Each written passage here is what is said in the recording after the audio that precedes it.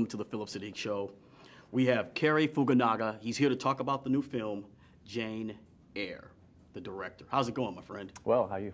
I'm great. So tell us, what inspired you to do this particular film? Because I know there have been a lot of films done from this book, but what inspired you to give your flavor of the film?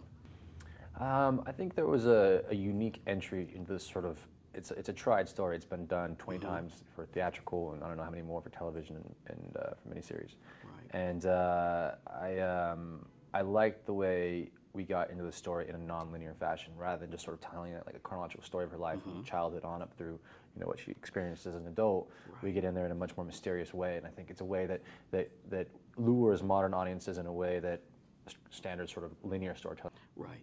I think it will, because I mean, the actors you got, Mia.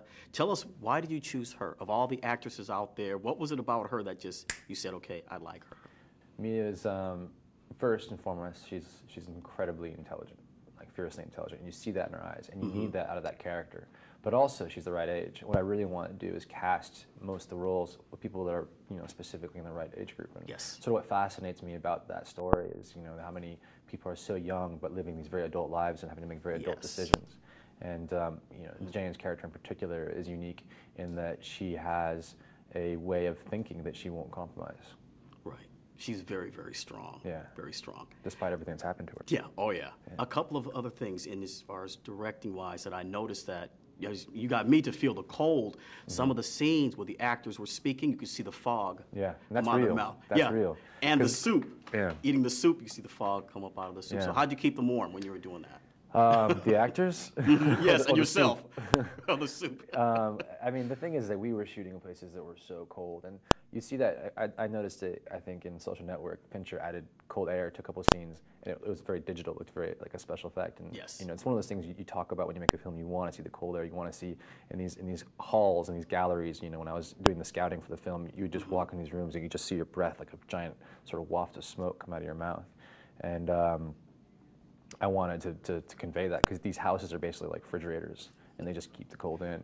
And we didn't have to do anything.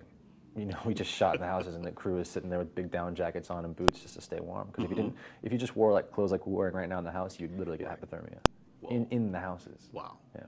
That's big. Yeah.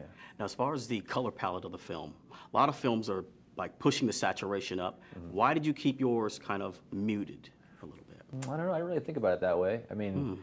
You know, the characters, like we're talking about class more than anything. You're talking about dealing with a governess and, you know, a housekeeper, a school like Lowood.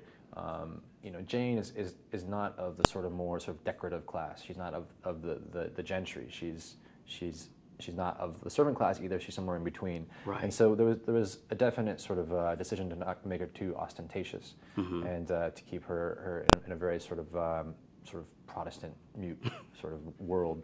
And the sets as well, you know, we're all part of that sort of claustrophobia and the restrictions for women at that time period. All right. Yeah. Well, they're giving us the wrap-up sign, but you are from Oakland. Yeah, from Oakland originally. Yeah. Okay. So say that one more time for the fans out there. I am from Oakland originally. Cary Fukunaga, everybody. JAYNE EYRE, go see the film. I think you'll have a wonderful experience. It'll make you think a lot afterwards. Dude, thanks a lot, man. Thank you very much.